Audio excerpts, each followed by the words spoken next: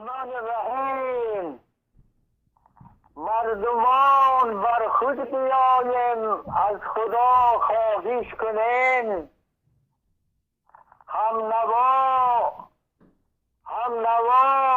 نالان شویم و هم صدا خواهش کنیم. ابتدا و انتهای زندگی در دست اوست.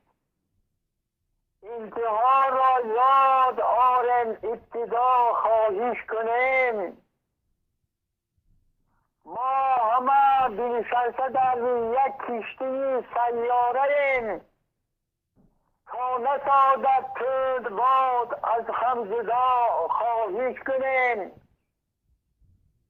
از خدا بخشندگی و مهربانی میرسد، گر بنی آدم شویم و جان فدا خواهش کنیم. بسم الله الرحمن الرحیم.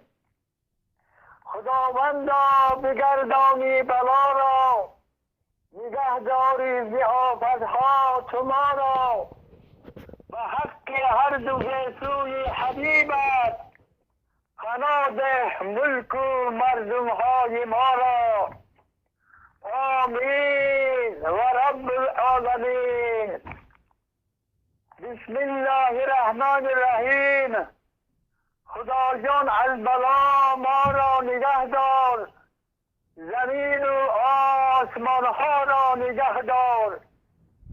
من اینجا و جگربندی من آنجاست، تو اینجا را و آنجا را نگه دار.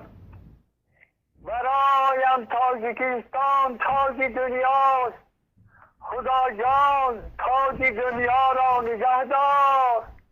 خدا جان تاج دنیا را نگه دار.